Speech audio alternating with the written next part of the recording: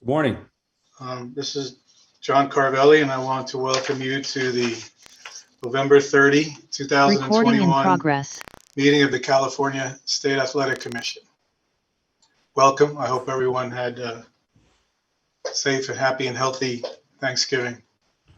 We have an exciting agenda today, and so we're going to get right into it. But Andy will let's do the Pledge of Allegiance, and then we'll call the roll, establish a quorum. Mark, you're going to lead us in the pledge today. Chief Inspector Mark, please begin whenever you're ready. Turn your mute off, buddy.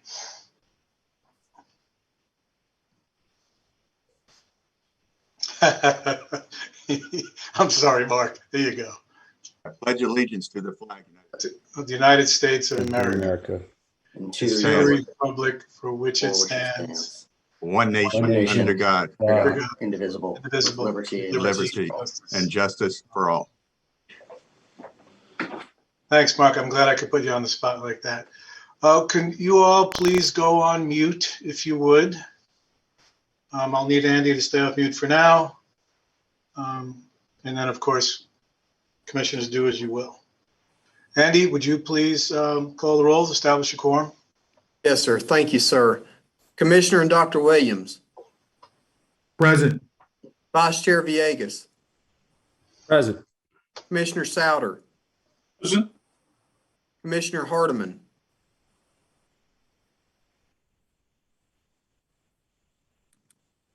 Commissioner Hardiman, can you unmute, please? I just did. Okay. Commissioner Hendrickson.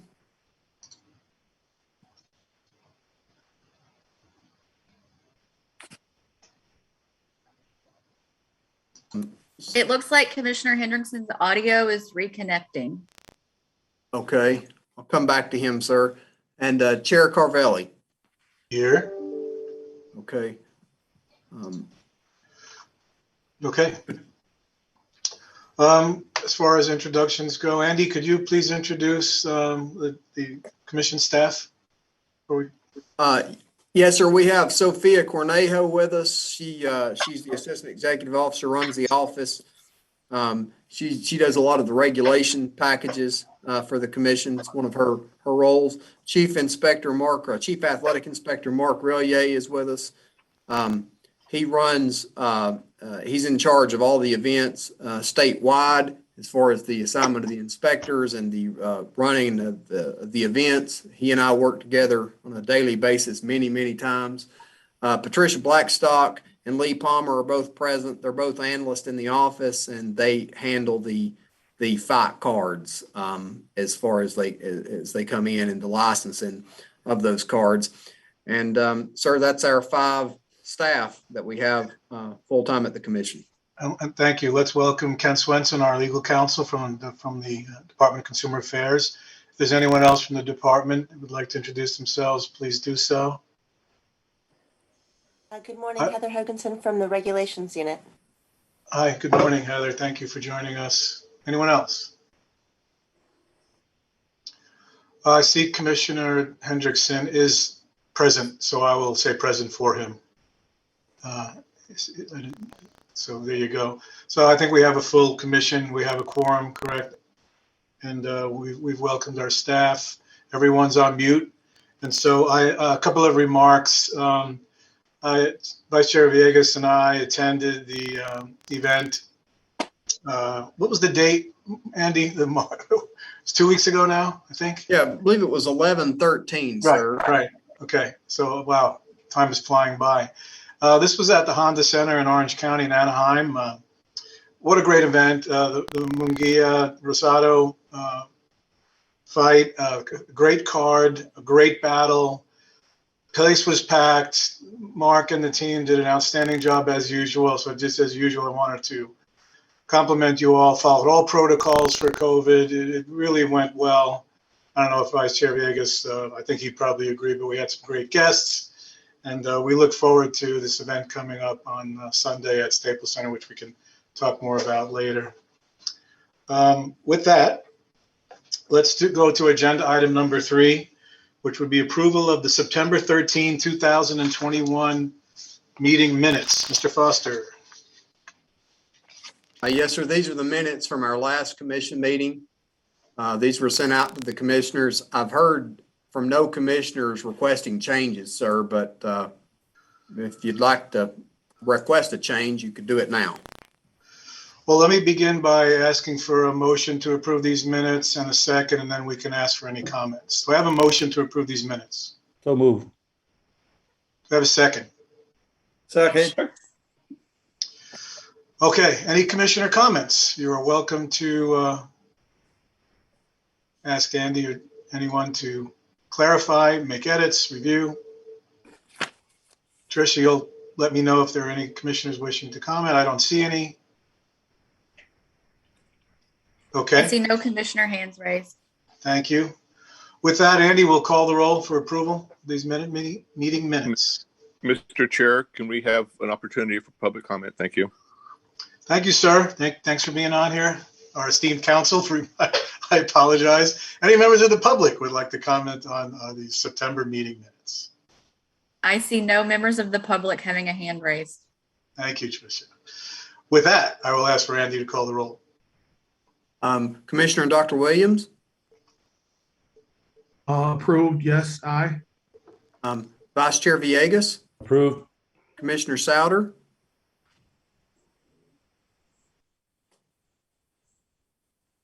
Thumbs up. Commissioner Souter, can you unmute?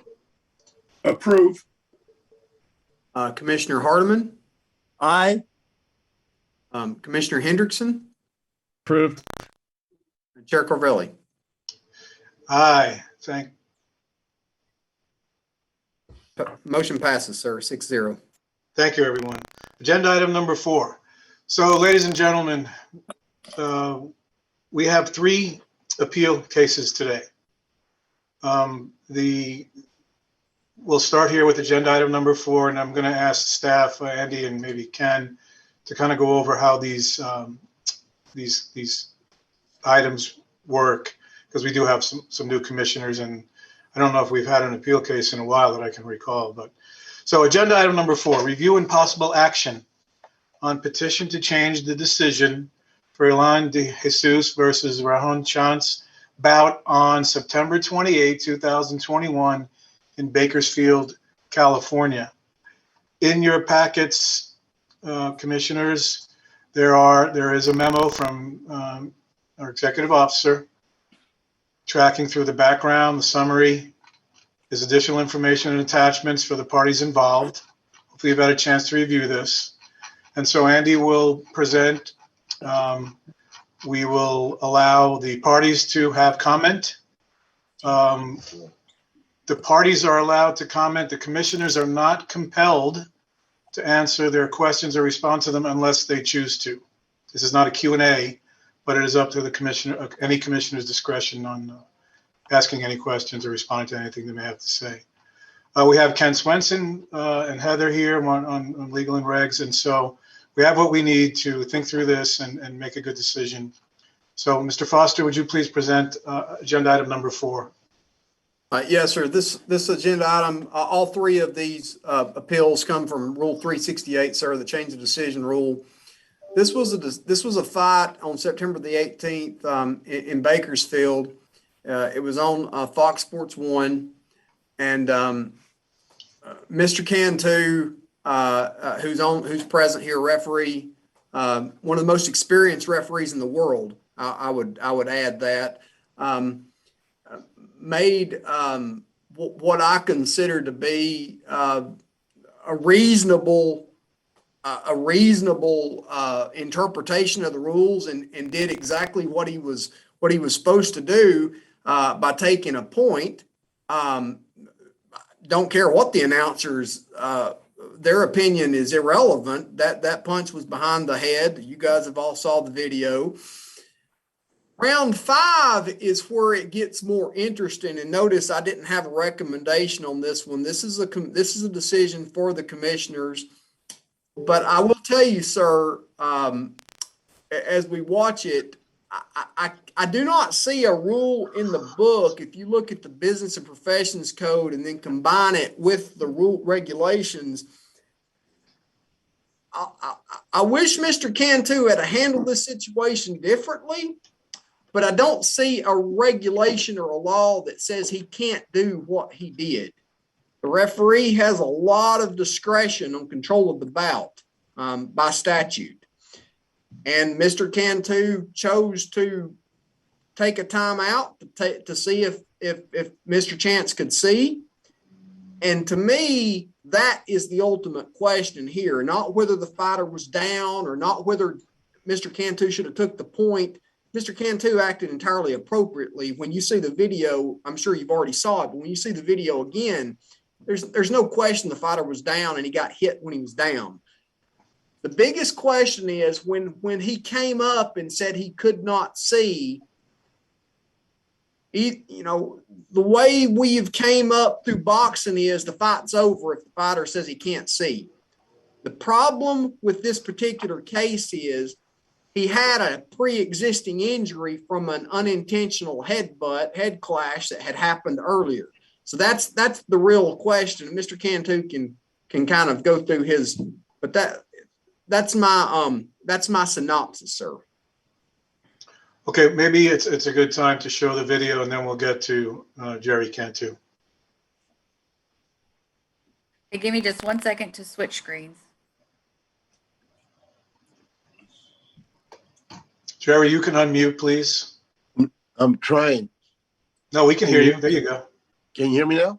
Yeah. Okay, so hang in there. We're going to see the video and then. Okay, Andy. I'm just gonna go by the phone. Yes, sir. Patricia's getting to it. It's on. And I believe is that That's fine. I got it. that was not a knockdown. Why don't we restart that, Andy, please? Can you restart, Tricia? It wasn't a knockdown, but he got hit in the back. Jesus is getting to Chance. There's a beautiful right hand. And can we turn off the audio, please? Yeah, we're not supposed to be influenced by the announcers, right? So let's go back and start over. There's a slow motion replay coming, sir. Okay, well, you take it away then, please. Thank you. Tricia, if you can go back and show the slow motion replay.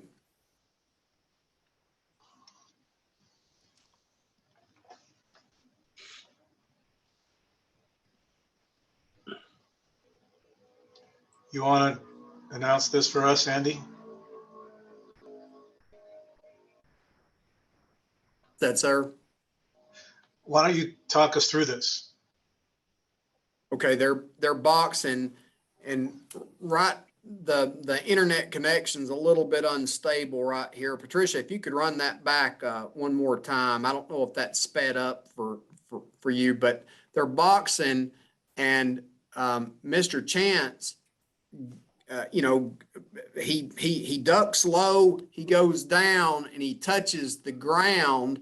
But when he was down, he gets hit in the back of the head.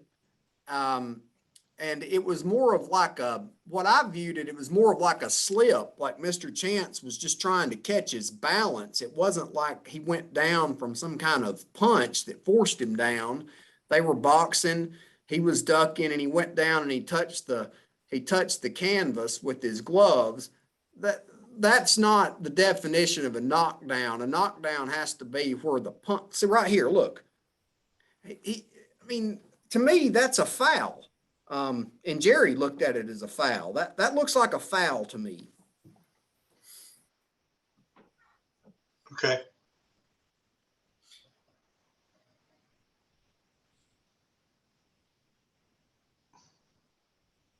But when we go into round 5, this is where it gets a bit more interesting. And sir, I would suggest just for this part that you hear the audio. Okay.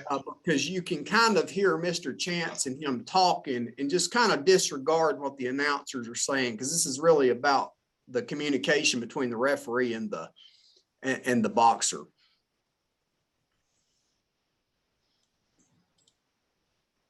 Up now. Jordan. Yeah, you guys, you can clearly see De Jesus came out here, pressing the action. His corner was yelling at him that he needs to pick it up. Big right hand, and Chance now was unloading, or it was De Jesus unloading on Chance, and Jericon too was totally stunned as to what was going on. He was confused himself. Cantu does not know what to do in this particular situation. The fighter, the young kid, he doesn't know what to do in this situation. I almost took my headset off to yell at him, take a knee. When something's wrong, take a knee. You don't have to fight through it. We want to see you fight through it. You should.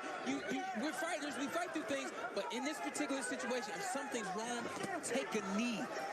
Well, Chance got rocked, and then he looked over as to save. He tried to give himself a rest, but De Jesus didn't want to make any infraction, so he held up. Yeah. There was confusion all around. Yeah, and then Cantu, the responsibility is on the referee in this instance. If he sees that the fighter is at a disadvantage. Andy, I don't know what we're watching at this point. What are we going to see? We're coming up for a knock right here, sir. Right here. What a turn of events.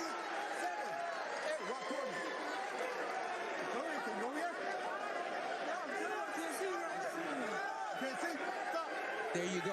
I thought I was hearing that. I thought I was hearing him say he can't see.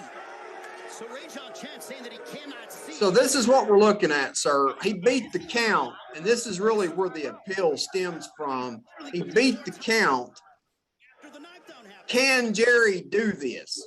Can Jerry bring the doctor in to check him out? Because he said he couldn't see, but Jerry has ruled that he couldn't see from something that happened prior to this uppercut. And this is really the question for the commissioners.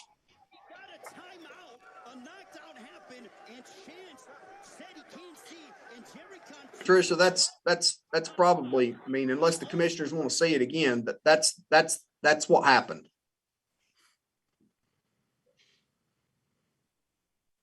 Okay.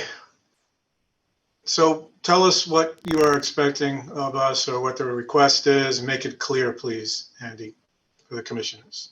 Okay, the request is that that Mr.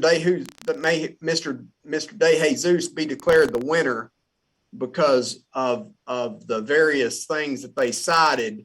The point deduction shouldn't have happened. He should have been counted with a knockdown. And then at the end of round 5, Mr. Cantu should not have done what he did. So they want the request is for Mr. De Jesus to be declared the winner. So before I turn this over, what you said earlier, to be clear, so I'm clear, you said that there are no, you have reviewed this closely as far as the rules go. There are no rules restricting the referee, in this case Jerry, from stopping the fight, having the doctor check him out and letting him continue. What you did say, typically, what we learn and what we know from boxing history, is that if you can't see, the fight's supposed to end, correct? That's correct, sir. And a lot of this comes down to an interpretation of how a commissioner would view Rule 345.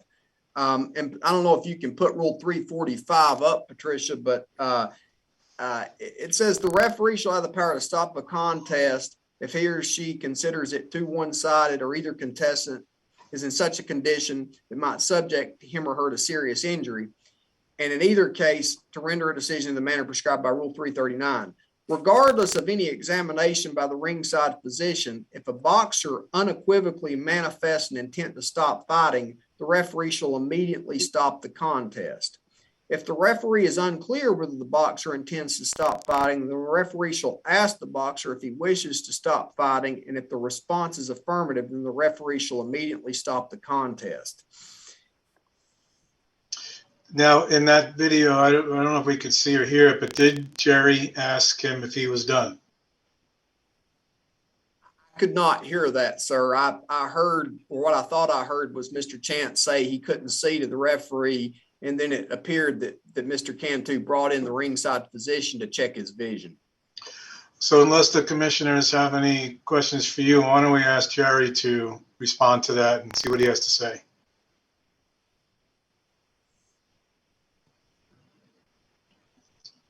Can you hear me? Yes. Yes. Well, it started about 2 rounds earlier where he took a severe headbutt, a clash of heads where he started bleeding from the head and it was a severe gash. Right after that, he started slowing up and showing second concussion syndrome, putting his health to me might be impaired. So when as the fight continued during that 5th round, he took an uppercut. But he was already complaining 2 rounds earlier that he could not see, but I was not allowing the fight continue. I told him, I think in the 4th round, can you go? And he said, yeah. But he still was complaining that he could not continue. When he took the knockdown, he further complained that he could not continue. In this case, the referee has an unenviable position, whether it's continued due to entertainment or the safety of the fighter. The most important thing for the referee is the health of the fighter, the safety of the fighter comes first, and then second is the enforcement of the rules. At this case, due to him showing that second concussion syndrome and slowing down, he was getting hit by things that he wasn't getting hit before. And so when he complained that he couldn't see, I thought at this time, it might be a time it's not your regular mechanics, to get the doctor in there, because the doctor was also said that he was in fear that he might have a hematoma to the eye, which I was in fear for. I don't have an MD. I took the doctor over, let him know, and the doctor said he could continue. The fighter was ready to continue. If we don't take the safety of the fighter first, then you're going to have a fighter going to the hospital or to the morgue. We have to take the time in this current day to evaluate the fighter and see if he can continue. At that time, I thought he could continue and allow the fight to start. He went to full rounds. He was never the same fighter after that headbutt, and the doctor said so after the fight. Referees have to evaluate. It's like the new mechanic where if a fighter goes down, you tell him to go to the right, and you go to the left, and you have him come to you, and you're taking precious time from the fighter to land of the punch. But for safety reasons, we allowed that new mechanic to continue. It's the same thing. It's basically the same thing here. Worried about the safety of the fighter. Can he continue for his own career, or he can't continue? I have to evaluate that. I generally would never do this, but at this point, I was worried about the fighter. I got the doctor in there. He said that he was okay and ready to continue. Well, okay, Jerry. I think you made that part clear. Did the fighter ever ask you, or did you ever ask him? Was my question. Yes, I did. I asked him if he could continue about a round earlier, and he said he could continue. After the knockout, he was ready. He just said he couldn't see, Okay. and he was ready to go. His mechanic showed that he could go. When he was talking, his speech was good. Allowed the fight to continue. All right, got it. All right, hang in there, Jerry. As far as the knockdown, that was Jerry, hang in there, please. All okay. Right.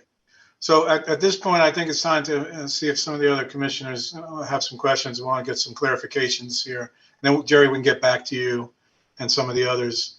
I'm just going to go in alphabetical order because it's hard for me to tell who's where. But Commissioner Hendrickson, I don't know if you have any questions at this point. No, I think the video is self-explanatory. And I think what Jerry just talked about, I feel comfortable in terms of what his rationale was, along with seeing the video. So I don't have any questions. Thank you, sir. Commissioner Hardiman, do you have any questions?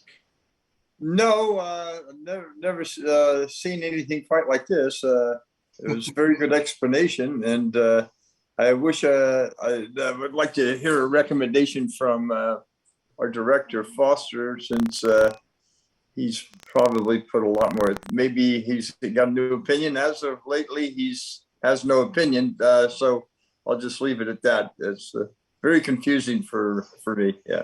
Okay. I think we can get you some more clarification. Let me see what the other commissioners have to say, and then we'll get Andy to go back over what he's thinking. Commissioner Souter, any questions, sir? Comments? think you're probably on mute.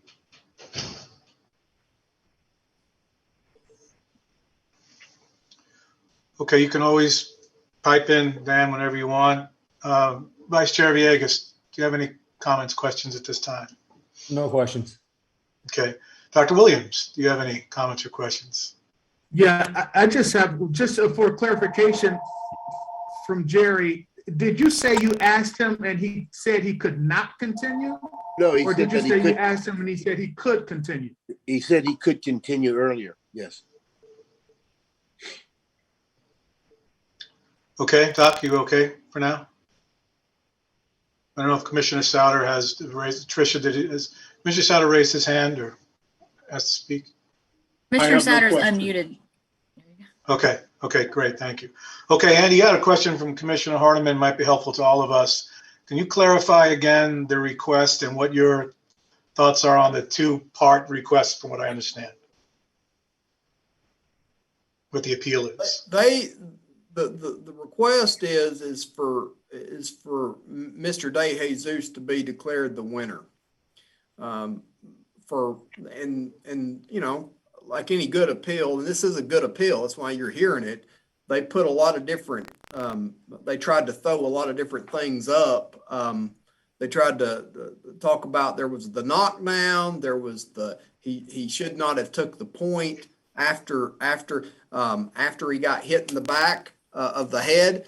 And Commissioner Hardiman, this is one thing, and I think this is very helpful when you attend an event in the future, because you'll be going. But Chair Carvelli and Vice Chair Villegas have saw many times now the rules meeting prior to the fight, and the referee always instructs the fighters, this is your warning. It's now. Don't hit in the back of the head. And so I have no problem with them getting the point taken there. I wish Jerry had have handled the situation in round 5 a bit different, but given what was happening, I understand what he did. And from a practical standpoint, if you're going to go back to the unintentional headbutt that happened in round 3, and you're going to look at that, and that bout was allowed to continue from there, if you go and look at the scorecard, okay, just if you just want to look at the scorecard of where they were at, Chance was ahead up until, I mean, you can look at it right here. Now, he was ahead at this point. And you can see the point deduction that happened in 4, but he even won that round. Okay. So now we're looking at a situation where, you know, when you get to 5, De Jesus is coming on to win, but this fight was allowed to continue. But if it had been stopped before 4, it would have been a no decision. And then if we get into 5, it would have been, you know, if that had been stopped at that point, Mr. Chance would have been declared the winner. So I just think from a practical standpoint, ended up being a majority draw. It could have been a technical draw in another kind of a situation. So I think it would be somewhat, I don't really have like a formal recommendation, but I don't, if I was a commissioner, I don't believe that I would vote to flip this decision if you're asking. Okay. My opinion. Thank you. So do we have any of the fighters or anybody else that commissioners would perhaps like to hear from or ask questions of involved in this? Nandy, Jerry, are there any of the fighters involved? Or? Here. I don't see them, sir. I mean, okay. All right. Okay. All right. So hopefully, Commissioner Hardiman, you're clear now. Andy did give us basically a two-part recommendation. That it was clear that there was a foul on the back of the head punch, as far as he's concerned, and he doesn't feel like there's enough evidence to overturn this majority draw decision. So hopefully that answers your question. Yeah. Hey, going back to how he explained the 3rd round and how Chance was ahead. That does help, and I do appreciate his explanation. Got it. Okay. All right. I'm going to ask for a motion then and a second, and then we'll open it up to public comment and any further discussion. So right now we would entertain a motion that could be perhaps, and Ken, help me out here, that we deny the appeal, and or a motion could be that we would overrule the majority draw decision and rule in favor of Mr. De Jesus, or something in between, commissioners. So if any of you have a motion, please go ahead. I move that we deny the appeal. Second.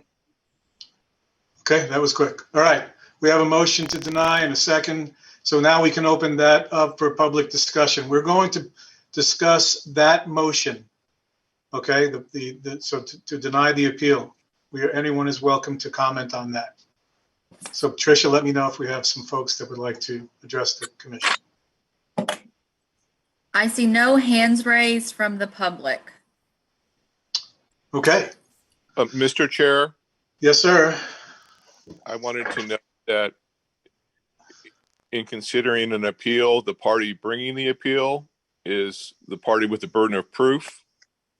There's no precedential decision on point regarding the degree of proof, but since the appeal involves the vested right of a party, I am of the opinion that the level of proof would be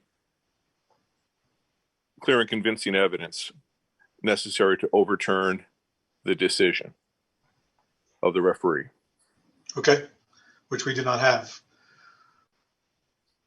Okay. Any other commissioners would like to comment before we call the roll for the vote on that motion to deny? Tricia, anybody? I see no commissioners' hands raised. Andy, please call the roll.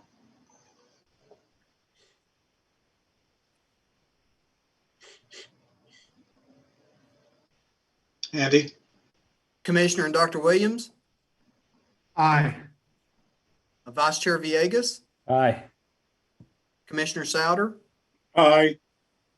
Commissioner Hardeman? Aye. Commissioner Hendrickson? Aye. Chair Carvelli? Aye. 6-0, sir. For the public out there, and I would make a suggestion.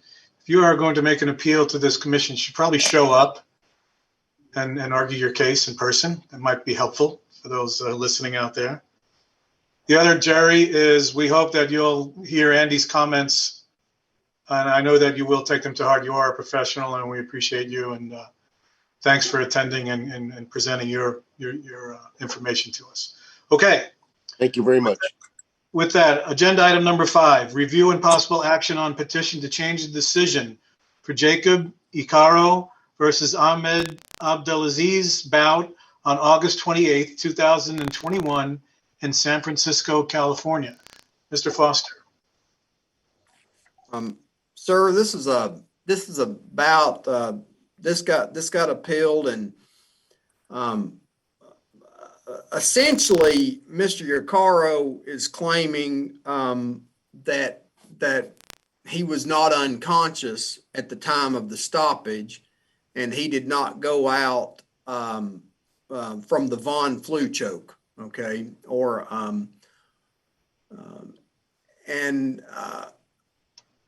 that's the basis of the appeal, that the referee stopped the fight prematurely because he was not out. I don't even know if the word's prematurely. The referee stopped the bout, just stopped the bout kind of mid fight.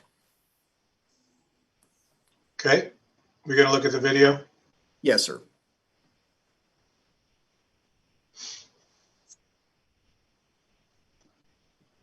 While it's teeing up, are any of the parties, the fighters here, any of their seconds, representatives? Is the referee here?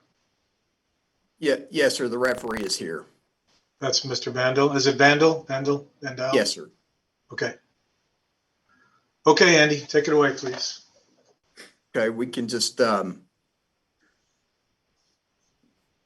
Mr. Abdelaziz he's shooting for trying to get a takedown here. He's going to get it in a second. Now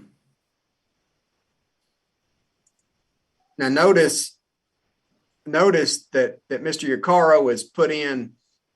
He started with the guillotine, but notice he's now into half guard here. But notice how his neck. He's got the neck. Now, we can't see this angle right here, but we have another video for you to look at in just a second, a much shorter video. Now,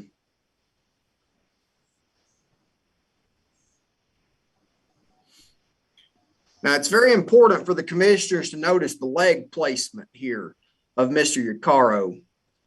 Notice the leg placement because I've refereed a lot of fights. Usually when a fighter goes out or limp, their legs fall down. Okay, their legs go to the ground. They go down like they're, essentially like they're unconscious.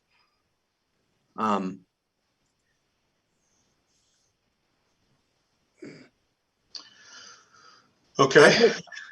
Okay. We have a much shorter video, sir. Do you have the real short one, Patricia, that we can show with no sound? Because I think that gives a different angle.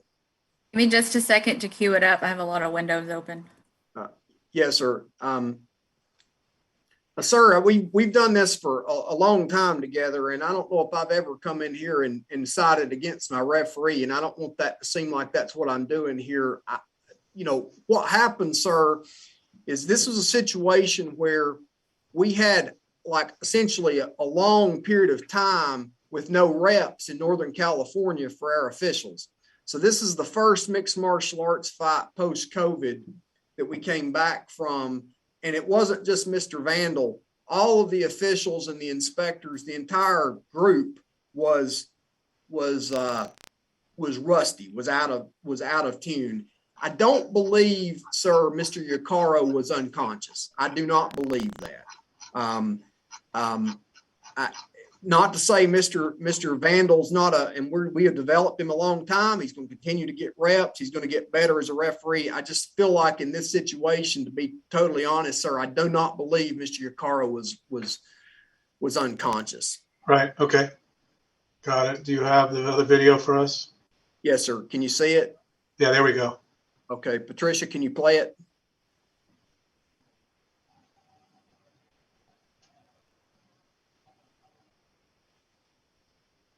Okay. All right. I think we can see that. So, Andy, what is your recommendation, just to be clear for everyone?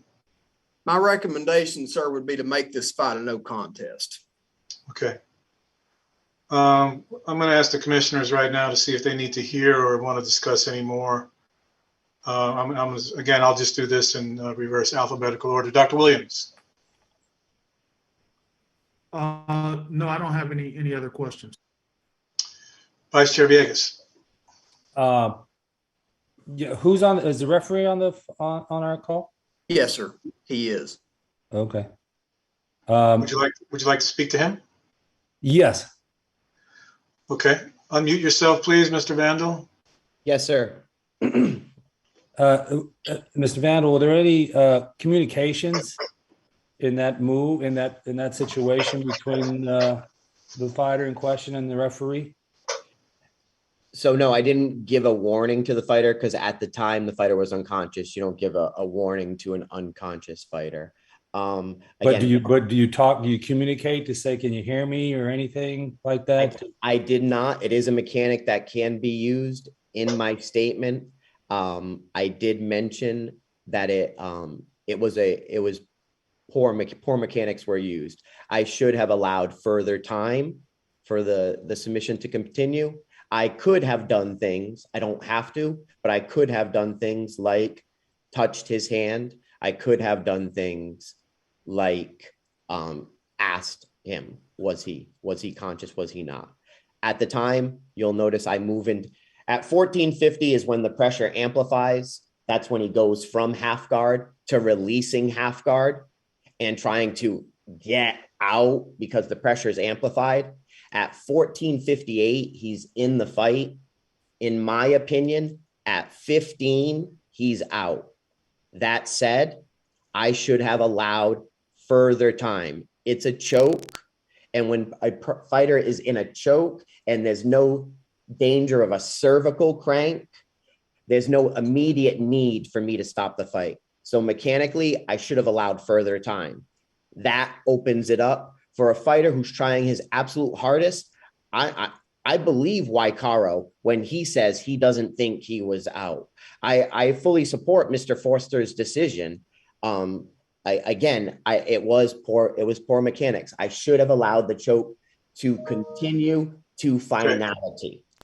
And the last question, in the pre-fight instructions, I'm assuming you give the fighters warning to say, in that situation, let me know you're okay. If I'm talking to you, make sure you're letting me know you're fine. Was that part of the pre-fight instructions? Correct. If I do speak to you, if I do ask, are you okay? Again, in this situation, I did not ask. Okay. Thank you. But it is an if. Thank you. Great. Thank you, Mr. Mandel. Thanks, Chair, Vice Chair. Commissioner Sauer, you have any questions, comments? I have no question. Thank you, sir. Commissioner Hardiman? Yeah, I really commend the referee for his integrity by condemning himself. But I think he probably at the time wasn't really concerned about I didn't warn him, I didn't do this. At the moment, he, as he described, he thought that the fighter was in danger, and he stopped the fight.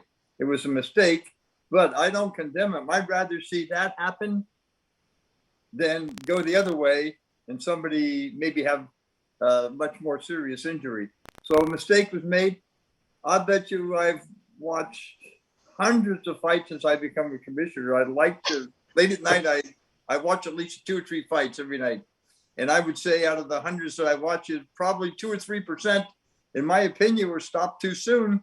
I don't know what happened with those eventually. I don't know if they were appealed or not, but I do know that in my opinion, I would say a couple % are stopped prematurely, but always with integrity, always, I think, with the referee, in his opinion at that time, you're not in the ring. We're watching it on TV and in slow motion, so we might have a better idea. So I commend the referee.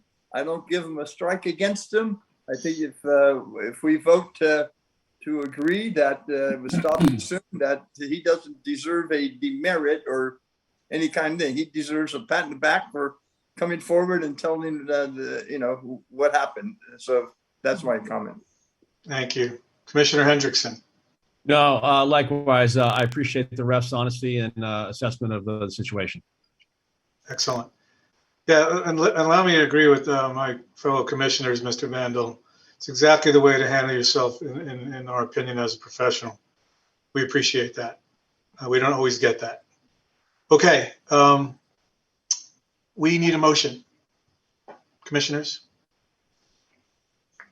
Well, Ken, what would the motion be, to be clear, please? The motion would be to deny or sustain the appeal. So in this case, go ahead, commissioners, please, anybody.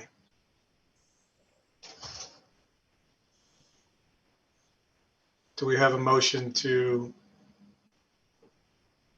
Andy's recommendation?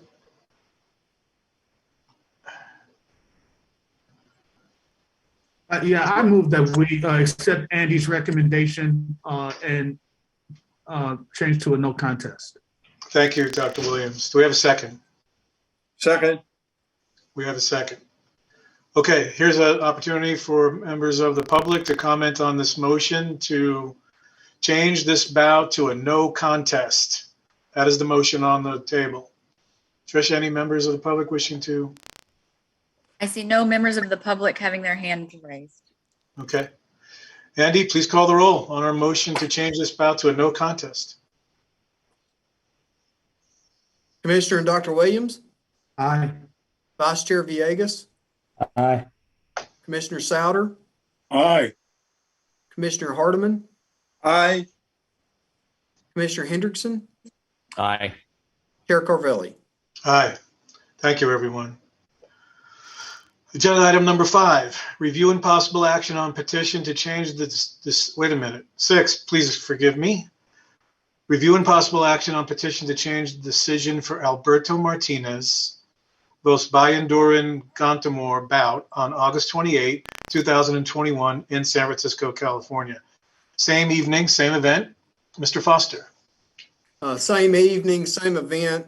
I wanted to just kind of, the reason I prefaced the first MMA bout since COVID was all of our folks were, but anyway, Mr. Burton, the timekeeper, rang the bell for 3 minutes instead of 5 minutes in the first round of this bout. And essentially the appeal goes like this. The appeal essentially is because Mr. Burton erred, if Mr. If the fighter had if Mr. Lippy had another 2 minutes, he would have won the bout or could have won the bout. The fact that we rang the bell, the commission rang the bell, Terry rang the bell early, caused him to potentially lose, or at least he should go back and get a no contest. Now, sir, let's be clear of what happened. Mr. Gantamor won the bout handedly in 3 minutes, but won the round. Patricia, if you can go down and show the scorecard, we even had one of the judges, a good judge, go 10-8 in 3 minutes worth of fighting.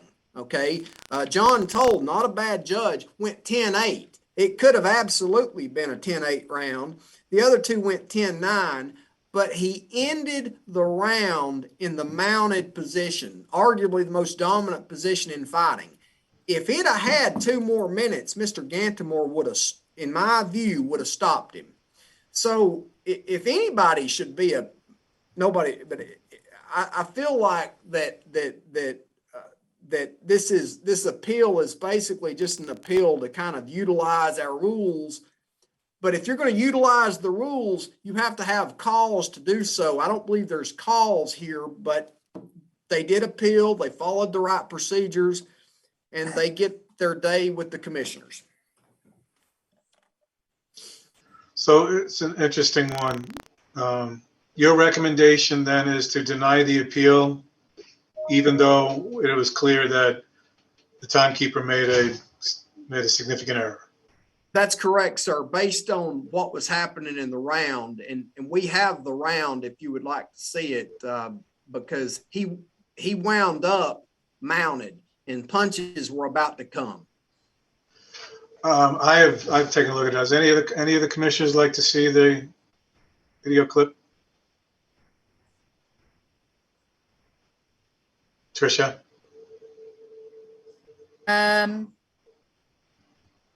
No commissioners have their hands raised to see the Okay, video. that's fine. They'll speak up if they want to.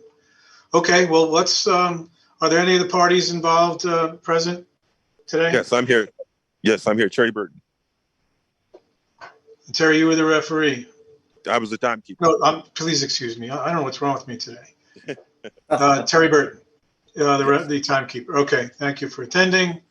Let's go with the commissioners. We'll do the reverse this time. We'll start with Commissioner Hendrickson if he has any questions or comments. No, sir. Thank you, sir. Commissioner Hardiman. No, Mr. Chair. Thank you, sir. Commissioner Souter. No. Okay. Vice Chair Villegas.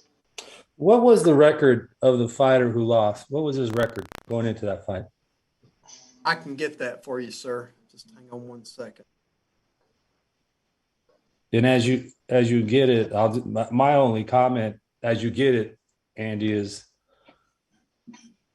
I mean, if you've taken away almost half of the round, regardless of the position he is, that still could impact the outcome of the round. It's like taking away some innings in baseball. You're just going to stop it in the 6th inning, or you're only going to stop the football game after the 3rd quarter, something like that. But I do think it could impact the outcome, regardless of what what people thought was going to happen. But I would like to know his record before I make my final decision. He was 1-1, sir. Okay, so he's fairly new then. And okay, and the record of the other fighter, by any chance?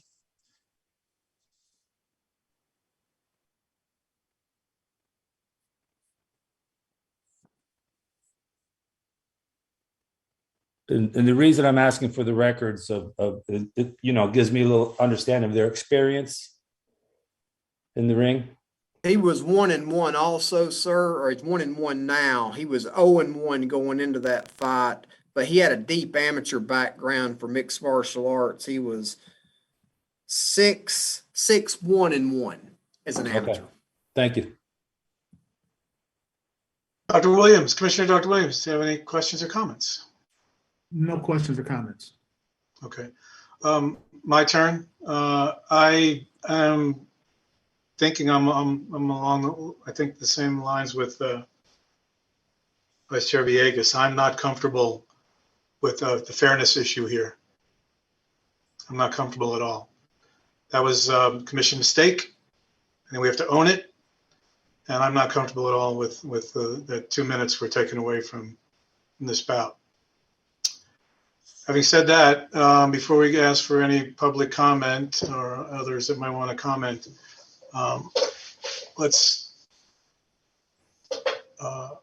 we need a motion. Chair Carvelli, the fighter is on the call. Which one? The fighter for this appeal. Okay. The commissioners are okay. We could hear from him. What is? Please introduce him. Hello. Yeah, this is Alberto Martinez. Hello to the commission. I just wanted to make a quick comment. For when it was my debut fight, I just want to say, as far as the bout go, I believe it was a scramble. If you look at the whole fight, yeah, he ended on top mount, but there's parts of it where I reversed it as well, and we were going back and forth. It was really high pace. If you see at the end when they stopped the 3 minutes, I was still working. I could tell he was gassed, and I have finished fights last momentarily. I do knock out my opponents. So he left to his ring crawling. He didn't even stand up. So I do think my game plan is always to tire out my opponent with scramble. It was back and forth as far as the rest. And that being said, I think they took away my game plan of just keep working. It wasn't like he was on full mount and being able to keep me there. If you rewatch the video, we were going back and forth. It was a high scrambling situation. It wasn't just him dominating me on the ground.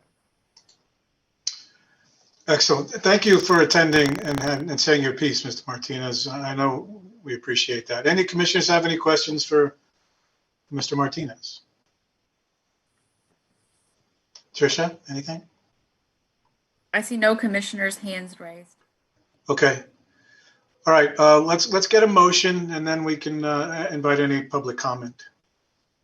So a motion could be go with Andy's recommendation that we deny the appeal and we ignore the stoppage, the early stoppage, and or we change the decision to a no contest on behalf of Mr. Martinez.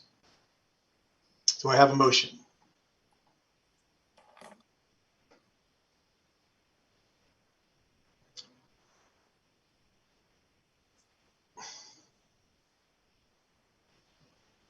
If no commissioner has prepared to make a motion at this time, I will make the motion then.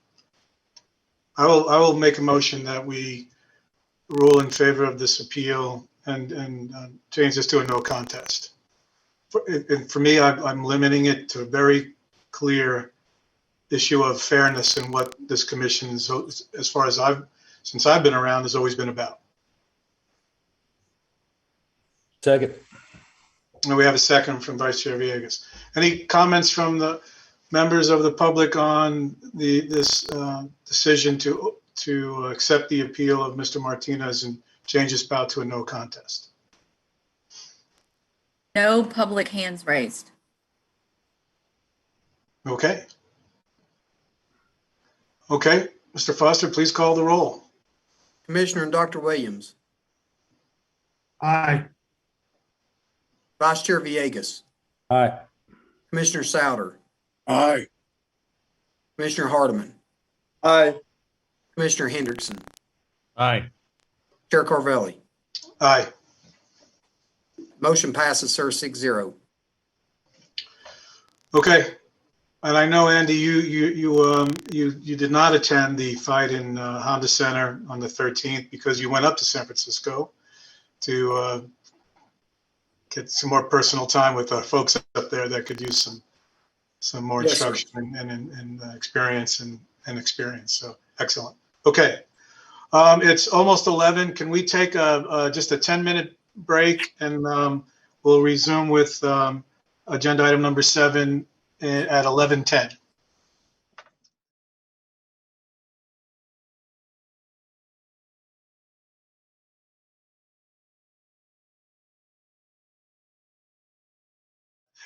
Sorry, my cat and dog go at it often. You don't want to hear that. I don't have Mark here to break it up. Andy, heaven this won't happen again, but could have there been 2 minutes added to that fight for any reason? If the mistake was caught right away, what prevented that from happening?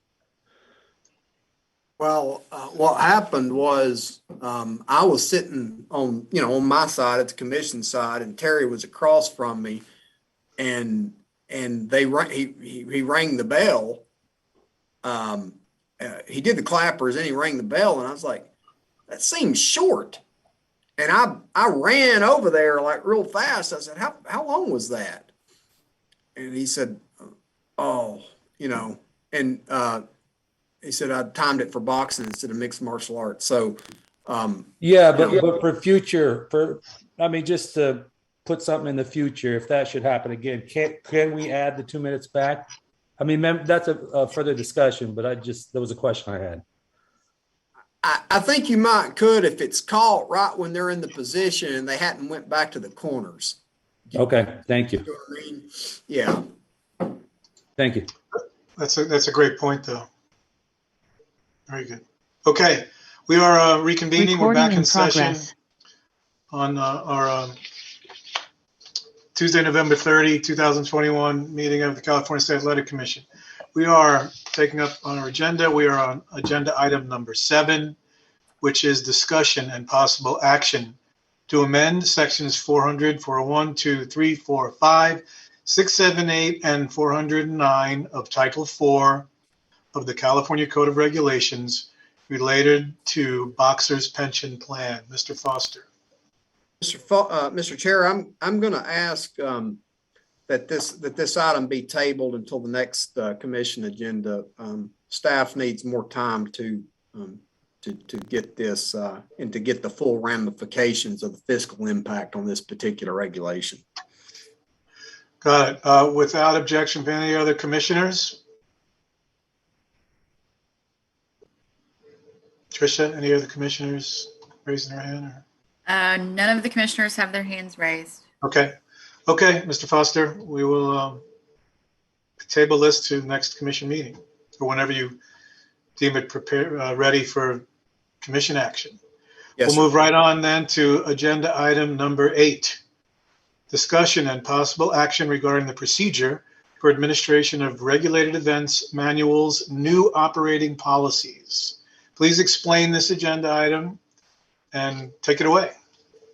Mr. Chair, this goes into our administrative manual. This is the operational manual that basically runs the commission's policies. So the reason we have this is, for example, if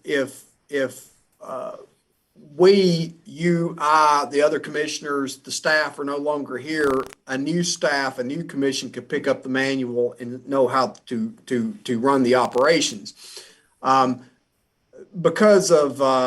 Because we have several new commissioners, I thought it was kind of helpful to put this agenda item on this agenda with obviously you make the agenda, but to recommend this be put on there so that they could kind of understand kind of what the manual is, And then also, these are 3 new policies. These policies are absolutely already in effect. I have the authority to issue them, but these are the new policies that have been put into the manual, and I wanted to just update the commissioners onto what they were, sir. Yeah, and you asked about this agenda item when Chair Villegas and I and you met about the agenda. And because we have some new commissioners, I think this makes a lot of sense, and and even for us old commissioners, to keep us informed and updated on these issues. So please take it away and do give us a good update. We could use it. Well, the first one's the medical clearance for the older fighters that participate in combat sports, and that by definition is individuals 40 years of age or older. The commission by policy have been requesting the recommendation consensus statement from the Association of Ringside Physicians for what would be what their recommendations were. It's what California has been using. And it's essentially all of our regular medicals with a few additional medicals, and MRA is one of the additional medical requirements that is required under this. In addition, this is required every 12 months as opposed to every 5 years. So once you turn 40, you need new medicals every year, and we've been doing that policy for a while. Dr. Wallace is very much in favor of that policy, and it's very safe. Helps to see any changes in the fighters. The second policy is Andy. You are hang on the first policy. This policy comes into effect or into play a lot as you are being asked to approve matches for these fights or exhibitions for a lot of the older fighters now. It's a trend that we've been dealing with during COVID and post-COVID times. It seems a lot more. And so maybe the commissioners have questions about this, about aging fighters, but let's give the commissioners a chance to ask any questions or clarifications they may have on each of these 3 updates. Commissioners? No questions here, Mr. Chair. Okay. Trish, anybody asking reason? None with me, Commissioner. Okay. I do not see hands raised for the other commissioners. Okay. All right, Andy, let's keep rolling. Okay, sir. The second policy is the collecting of the fighter medicals. And this is basically a 2-tier system. We don't allow the lead inspectors any longer to collect medicals in the field without review from the office. So Lee, Patricia, Sophia, myself, somebody at the office will need to put eyes on the document before they are signed off on the medical spreadsheet. It used to be lead inspectors could collect that in the field. The field's very busy down there, so this policy just basically has a 2-step process. So if it is collected in the field, we verify it in the office so that multiple sets of eyes have looked at the document. We are, sir, trying to get away from collecting medicals in the field. This is a big commission, lots of fights. It's a lofty goal, but we have actually been making real steady progress to that. I would say the vast majority of medicals now are collected in the office and not in the field. The vast majority. Actually, you guys have made some real progress on this, I know, over the past few years of experience, and we've had some issues we've had to deal with because of this. So good. It's a great update, and we appreciate the responsibility you guys have on this. Commissioners, any questions on this policy? I see no commissioners' hands raised. Okay, Andy. And then, sir, the next policy is it's for the lead athletic inspectors. There's this notion, and this happened prior to my arrival here, and it's not just here in California, it's across this entire country, that there's somehow this rule that if a fighter doesn't make weight, they have 2 hours to make it. They can go run some more and make it. That does not exist in this in this commission's regulations. Nowhere can that be found. That's just kind of made up.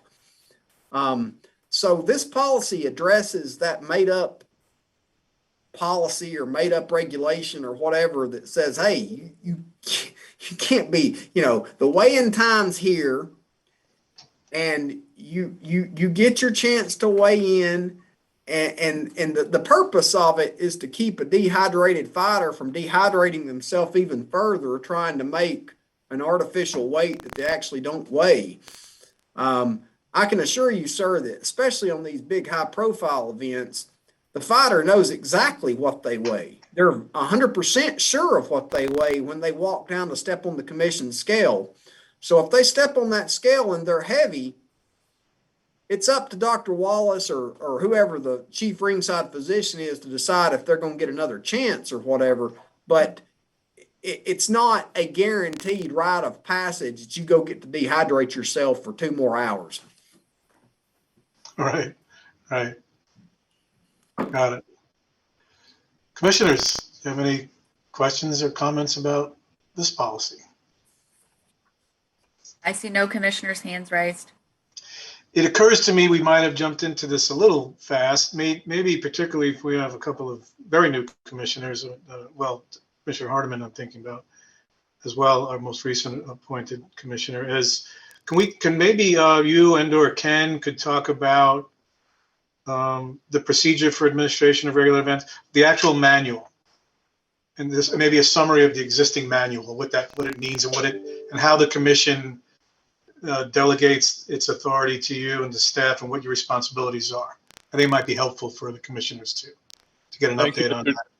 Thank you, Mr. Chair. Ken Swenson, I think I can take that question. Okay, go ahead, Ken. Yeah. So the operating procedures manual of the commission consists of 3 parts. There are operating procedures, operating policies, and a plan for catastrophic incidents or injuries. So focusing in on the operating procedures and policies, there actually are 5 policies that are currently part of the manual. The first is the athletic inspector training policy, which is policy number 2013-5.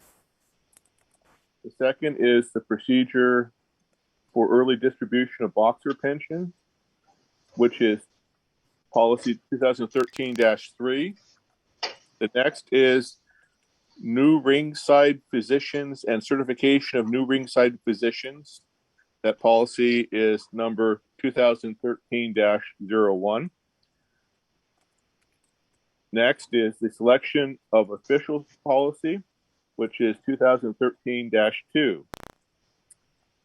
Next is policies, procedures, and duties of the executive officer, which is 2013-4. And finally, number 5 is procedure for event revenue and expense tracking data entry policy, which is 2013-5. So these policies range from highly operational in nature. For instance, the procedure for event revenue and expense tracking is very specific about how things are accounted for. And on the other side of the equation is the selection of officials policy, which involves the delegation of discretion for the selection of officials to the executive officer. And so that policy establishes 2 things. First of all, that the selection of officials is the delegated responsibility of the executive officer, and that the executive officer has discretion to assign officials to events. And then Ken, this issue has come up a lot over the years. I've been around now for a few years. It is not practical, and it's almost absurd to think that the commission itself could be the one to determine who the officials are and that level of detail. It's certainly absolutely not practical. So we have to delegate this responsibility, as we do delegate a lot of responsibilities to our entities that do, like for example, camo and the kickboxing and pancration, that we rely on our experts and our staff to make these decisions, and the commission maintains its role as oversight. And so, isn't that correct? That's how it works. That's how it needs to work. That's correct, Mr. Chair, and that's reflected in the rule that there is a process for appealing the selection of official to the commission. However, that is rarely, if ever, used because there simply isn't enough time. The commission has to be nimble on the selection of officials for bouts, especially the high-profile bouts. And there's simply, with the requirements of the Bagley-Keene Open Meeting Act and other constraints, there simply isn't an efficient method for the commission to meet and decide these issues. So that's the basis of the delegation authority. And I know that we have memos, memorandum, and other experience and procedures that Andy follows on a very kind of objective and fair basis on the selection of officials. There's a lot of factors that go into that. Might be good, Andy, to share that memo with the commissioners again, so they could see how that process works. And it keeps, and we always do not accept direct lobbying of commissioners on appointment of officials and so on. So it might be a good idea to give the commissioners that memo and update them on all that stuff. So I appreciate that. Anything, Yes, Ken, I thank you. didn't mean to cut you off, but I want to just recall that we do have a lot of clear instructions on that stuff. Thank you, Mr. Chair. The only other thing I was going to say about the selection of officials policy is that it not only makes clear that the authority is delegated to the executive officer to make the determination in his or her discretion, it also sets forth the factors to consider in the selection of officials. Excellent. Good. So what, Mac McAtee, we're not going to be, commission's not going to be all up in your business, sir. USA Boxing. Thank you. We appreciate you coming to tell us what you're up to. We're keeping an eye on you. That's our role. Anything more, Ken? No, sir, but I'll be happy to answer any questions that the individual members of the commission might have. Thank you. Andy, anything more on this agenda item number 8? I don't have anything further, sir, unless there's. Good. I think it was a good informational update for the commissioners, and I'm sure they appreciate it. Okay. Let's move on to agenda item number 9, update from the Instant Replay for Boxing Events Subcommittee. Who's up? Yes, sir. That's Vice Chair Villegas and myself, and Commissioner Hendrickson took a look at this as well, sir. We met, and obviously this is just an update. You asked for an update on the next meeting. That's what we're giving you. If you like this or the other commissioners like this, we can tweak it, get feedback from the public or whatever, and come back with maybe something to vote on next time. But Commissioner Villegas and I looked at this, talked about it. I showed it to Commissioner Hendrickson. He thought it was good. But I'll let them speak for themselves. Commissioner Villegas? Yeah, thanks, Andy. Yeah, we're really putting a lot of thought from all parties on this issue. We feel this is a good policy. We want to make sure we dot all the I's and cross the T's and that we're not missing anything. And for me, the whole issue of instant replay is to trust but verify. This allows us to verify any decisions that may have been made but need to be looked at. And so you see the procedures 1, 2, 3. You can read them for yourself, but I think in number 2, instant replay can only be used when needed at the referee's discretion. So it's the referee's decision. And when the necessary technology, television review equipment is available for one of the following reasons: a punch, an elbow or headbutt causing a cut, a knockdown, a trip or a slip, punch landing after the bell, or illegal blow causing a knockdown or KO. Those are the reasons why we would go to instant replay. But we feel we have a very good document and ready to make a recommendation at our next meeting. Thanks so much, Vice Chair Villegas. I don't know if Commissioner Hendrickson wants to add anything to that. Yeah, I want to echo what he said. I think it makes a lot of sense. Obviously, we talked about in the past. All the other sports have gone this route, this way, and it just makes sense to clarify and to, make sure that what the ref's looking at, we can verify it if need be.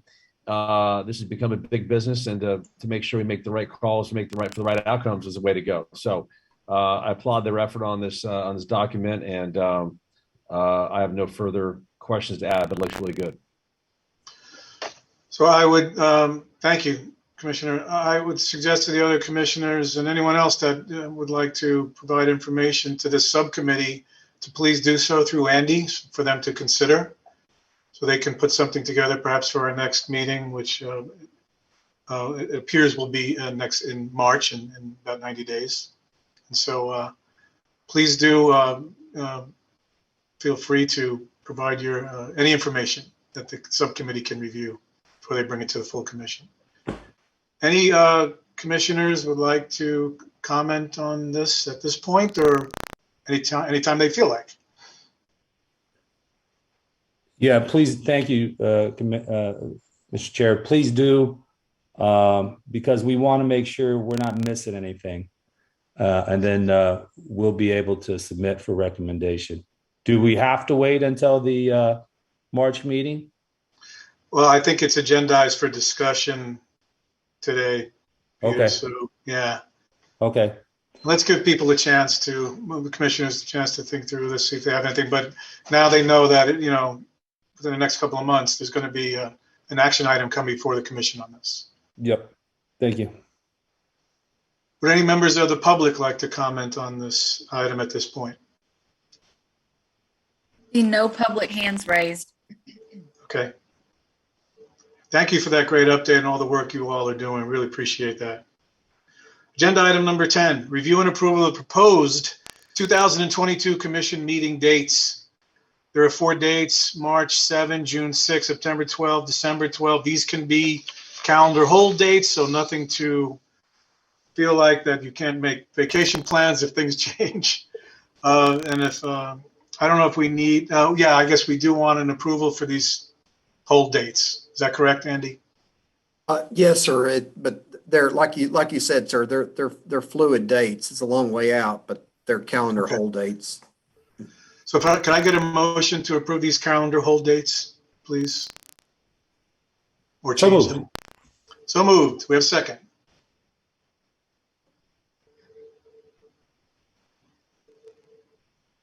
I will second. Okay. Any comments, commissioners, the public, on these hold dates for future commission meetings? Tricia?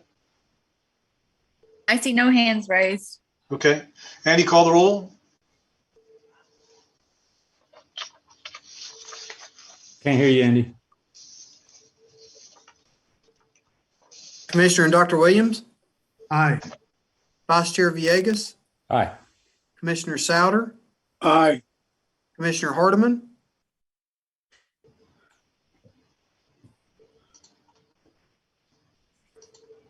Commissioner Hardiman?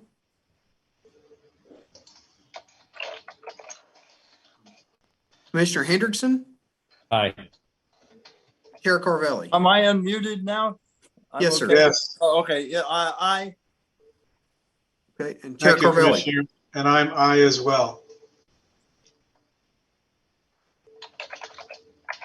Mr. Chair, can we ask the staff to send the outlooks out for those dates so it's on our calendars and no one robs our time?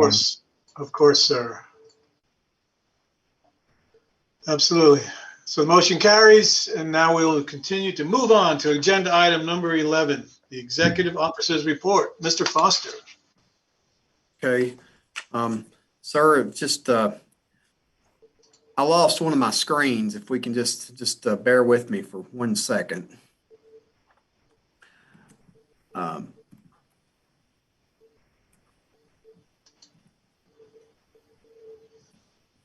Okay, also having PDF. I'm ready. One of my computers just started to update during the meeting. So,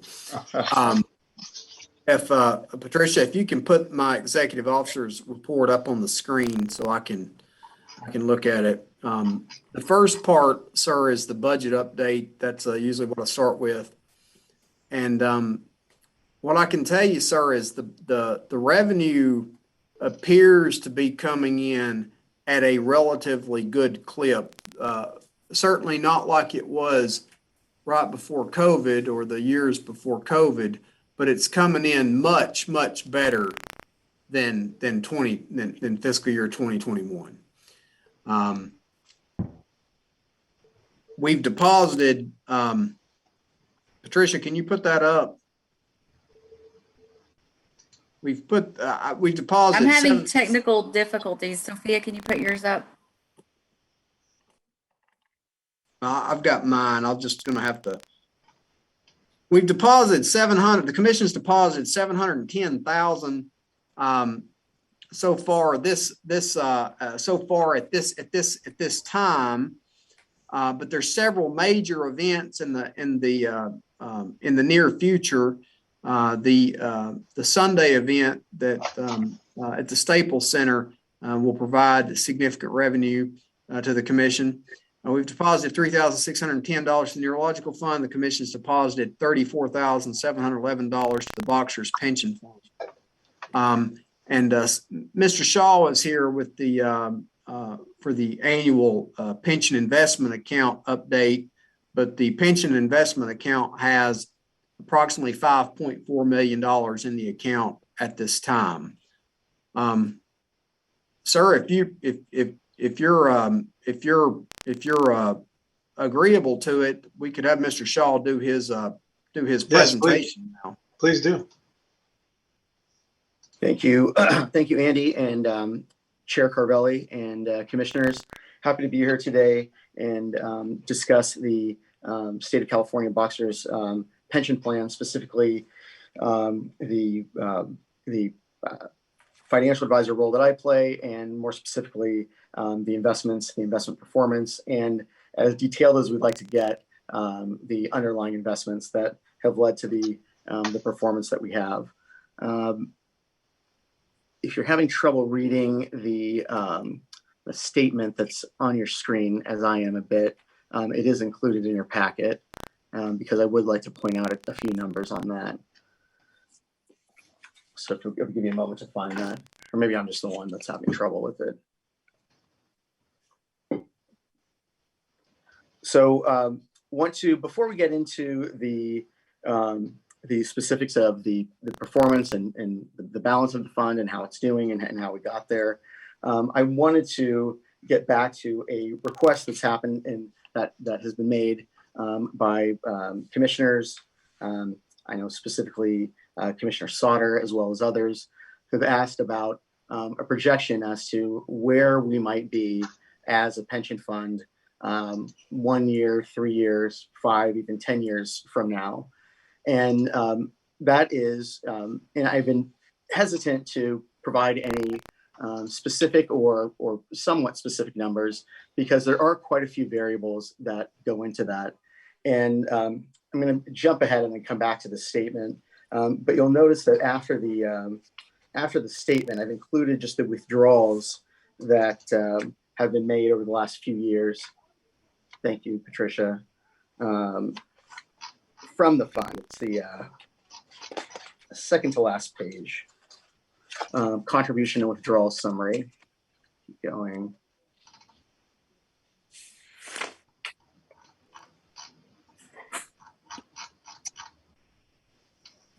A little bit further. At the top, it says contributions and withdrawals, please. There we are, right there. So as of today, and beginning back in September of 18, you can see that every year there is a necessity to withdraw funds from this investment account and take it out of the investments of which they're invested in order to payout benefits to fighters, and that's exactly what we should be doing. And so it's nice to see a big number. That means that we have participants, they're aware of this benefit, and that's quite frankly why this fund exists. So you can see that in other than 18, fairly consistent, 19, 20, 21, if you look all the way to the right and to the bottom there, it's been 300,000 that we've been moving each year from the investment account to the essentially the sub account that is where the distributions are made. And I mentioned that for a reason. If we can go back to that first page, please, Patricia. And please feel free to interject with any questions you may have as I'm going, and I'll try to stop periodically and open it up to questions as well. The reason I mention that is if this is probably easiest to see in this value over time chart, line chart here on this first page, the blue value over time. You can see that even with those withdrawals of just over, and this goes back even further, but looking at 18 going forward, with those withdrawals of over 1.1 million to pay out the benefits, is that the value of this investment account has stayed relatively flat, even though we've withdrawn 1.1 million. So that's something that I'm very proud of, and we as a commission, and you as a commission, as an agency, I think should be proud of as well, is that we're not dipping into the principle of the corpus, as I remember Commissioner Carter had described it before, in order to pay out these benefits. Keep in mind that while I am very proud of the investment performance that we've had over the last few years and longer, there will be a time when, and we have this stated in our investment policy statement, after we run what we call Monte Carlo simulations, so thousands of different scenarios with this allocation, there will be a time when we likely will have a calendar year that may be less than what you're seeing here, or worse yet, we may have a negative year. That's not to say that that's the end all be all, but it's just to know that there may be a time when we have a slightly negative performance from the investments that coincides with still a necessity to withdraw funds. We haven't seen that yet, and we will do our best on the investment side to prepare for any potential pitfalls that we can see to prevent that from happening. But that's where we are now. I'm going to go into the allocation that's on the bottom right, but want to open it up for any questions so far as before we get into the allocation, just to add to the value of the fund and the distributions that we've done. So any questions or comments from commissioners? Tricia? I don't see any questions right now. Okay, Cyril. Okay, thanks, Chair Covelli. So getting into the asset allocation, we actually, I want to say that this changed in, I believe it was 18, towards the end of 18, is we moved to what on a very high level, what we would call, you have that pie chart at the bottom that describes it in a little more detail, but more of on a very high level, what we would describe as a roughly 50%, 50-50 allocation. 50% being fixed income or bonds, 50% being bonds and cash equivalents, the other 50% being equities or stocks. And some of that is international stocks, a sliver of that is international stocks, as well as US equities. And that change that was made, and that was a change that was offered as a suggestion by the commission itself, has proven to be the right decision. So kudos on that, and I'm happy that I was able to help implement that change, because the outperformance of equities has absolutely helped our performance over these last 3+ years. Vice Chair Villegas has a question, Cyril. Yeah, and Sure, I go apologize. I'm trying to find out how to raise my hand. I still haven't figured that out. Question on the U.S. equities, would that include something like the infrastructure bill that passed? Not yet, but we are absolutely aware of the potential the infrastructure bill has passed, and we've been looking at the potential of that passing. And so that's why you'll see that in addition to quite a bit of diversity underneath that U.S. equities pie in the pie chart, and where you'll see that we have some overweight tends to be in the more dividend paying stocks, because that means that not only does it pay a higher dividend than the high growth stocks like technology and consumer discretionary, but it tends to be more of the old economy type of stocks that are manufacturing, specifically infrastructure, materials and the like, and those will all benefit from the amount of money that the U.S. government is going to invest in infrastructure. So yes, aware of it and acting in advance actually of that passing. Thank you. So definitely taking that into account. Good question. So yeah, as we get to the back to the allocation, we have our equities, that non-U.S. equity portion, which is if we look at the bar chart next to the pie graph, is 10.57% of the portfolio, and fairly small relative to our U.S. equities. But I want to point this out because this has been over the last 3-4 handful of years has been it's still positive, but been the worst performing part of our allocation thus far. It's proven that over a longer period of time, you'll see that if not on occasion, maybe for some sustained period, meaning multiple years, we'll see non-U.S. equities, developed non-U.S. equities, so Europe, Japan, elsewhere, outperform U.S. equities. It just so happens that over the last 3 to 5 years, that has not been the case. U.S. has been where we want to be, and that has absolutely fueled our performance on the equity side. International equities have once again been positive, but not performed quite as well. So it begs the question: then why don't we, for lack of a better term, dump the international, the non-U.S. equities, and add that to U.S. equities? And that is the reason for that is that we are thinking very long term for this pension fund, and don't know exactly when it will be, but at some point that Europe, Japan, other developed international economies and their markets will outperform. And one thing I always like to, particularly for the newer commissioners, and this may be a broken record for some of the other commissioners that have heard from me in the past, is I always like to mention is that with this pension fund, as opposed to any of our individual retirement accounts, IRA, 401k, or your corporate retirement plan that you might have for your participants in your company or employer, is that they plan, in that scenario, the latter scenario, we're planning for a finite period of time. You're planning for the life expectancy of the individual in an IRA or a 401k plan. So we're going to plan for the corpus of that account to not run out, or better yet, have a balance left at the estimated longevity of the individual, 90 plus.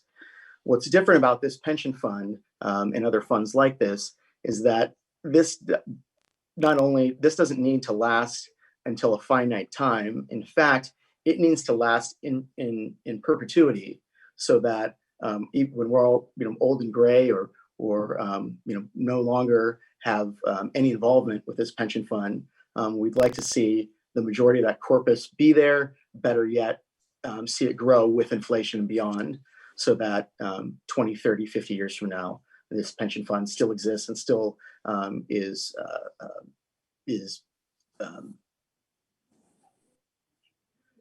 accomplishing the mission of paying out benefits to boxers in the state of California. So yeah, Vice Chair, sorry, Cyril. Go ahead.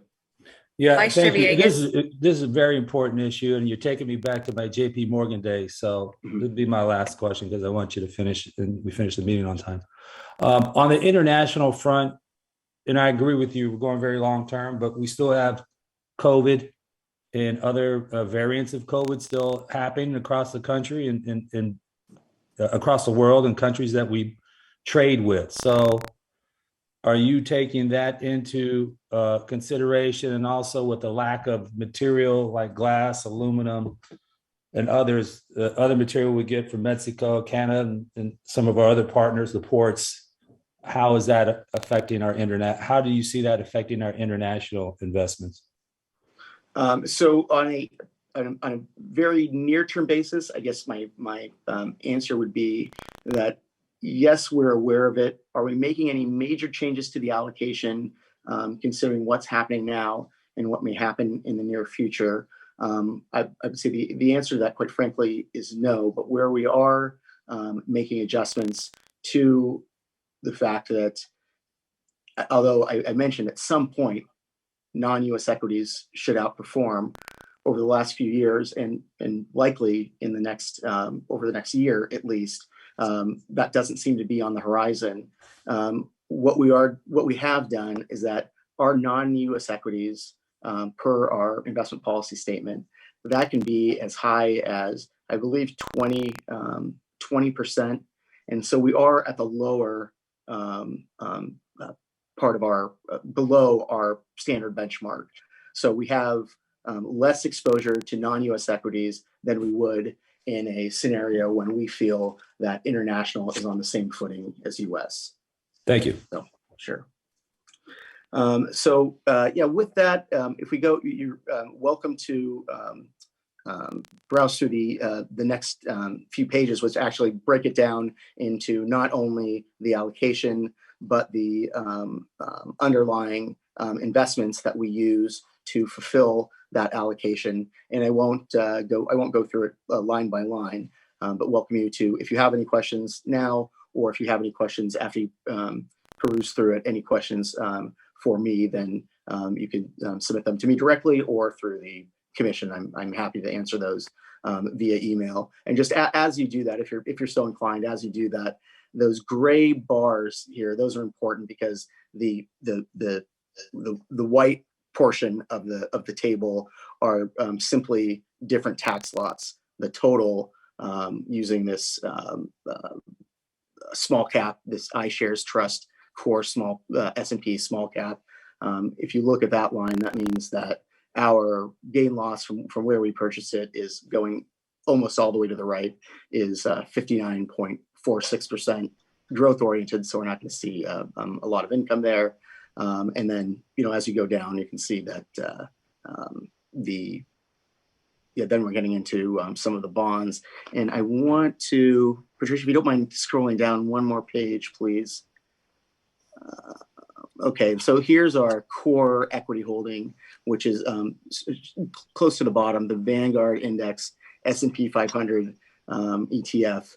Is that, and this is one change that's happened, I believe since my last presentation to the commission, is that we were using the Russell 1000 value and the Russell 1000 growth to fulfill our core holdings for equities. And what we looked at is we said that although this is how we've represented U.S. equities for several years, we were not outperforming the index, the core index S&P 500. And there's a number of reasons for that. Is that it's a market cap weighted index. The leaders in the market right now tend to be large cap technology that are still seeing inflows. So that's a significant change that we made. Actually, I guess that we started this in 2017, and then we've been adding since then. But the reason for that is that we're not opposed to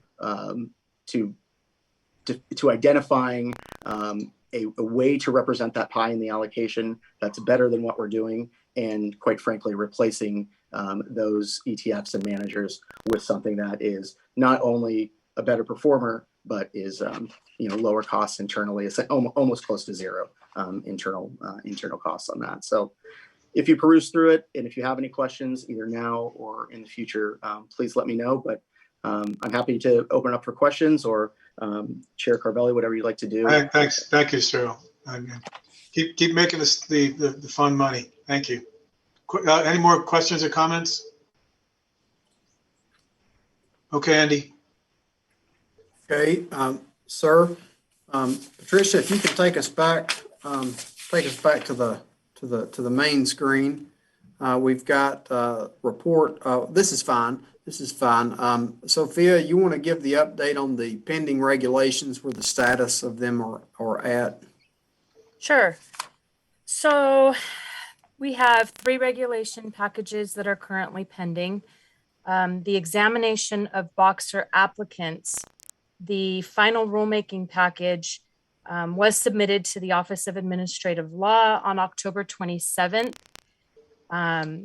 So they are currently reviewing our submission, as is the Department of Finance. And there are governor's extensions in play, which potentially could take until April. So once that package is approved by those control agencies, the regulation would become effective on the next quarter, such as March 1st or June 1st, depending on when the final approval comes. Dehydration and rehydration. We are still working on that package. We're completing the initial statement of reasons, the notice, as well as the economic impact statement. Once that's completed, I'll submit it to the department's legal regulations unit for their review. Pension plan was on the agenda for today. We need more time on that package. Want to make sure that we get that one right. And I didn't feel that it was ready. So hopefully by the March meeting, we'll have something for you guys to vote on. And that's it. Thank you, Sophia. Okay, Andy. You're welcome. Okay, sir. Mike McAtee's having to jump off, I think, but this is delegated entities. But Mike, if you've got 2 minutes, just to update the commissioners on USA Boxing and where they're at, because I don't want you to miss your flight. Thank you, Andy, and good afternoon, Chairman Cavelli and commissioners. It's an honor to be on the call. I'm looking forward to being able to be in person in California. Like Andy said, I'm headed down to Shreveport, Louisiana for our national championships. We have 1,300 boxers registered, 900 coaches, and 125 officials that will be competing over 5 days in 4 boxing rings. If tradition holds, about 20% of our participants will be from California. We're excited for them to be there. During that time, not only will we have competition, we'll also be able to, we're going to be holding 4 coaches clinics, and then also certifications for our officials, including a new program that we're starting, which is an OIC, or official in charge certification, that as we roll that out, will be required of all USA Boxing events. And it's a higher level certification to protect the health and safety of all our boxers. Would like to make a special note and a shout out going to Richard Torres, California native and Olympic silver medalist. Richard was able to navigate the super heavyweight division, and is only the 3rd time that an American boxer has won a medal in the super heavyweight division. Richard's a fantastic individual and just recently signed with Top Rank. I have a feeling that he's going to have a heck of a following out there in California as a professional, and it'll be exciting for us to come out and see him box there. And again, I'm sorry to be a little bit rushed, but just want to be able to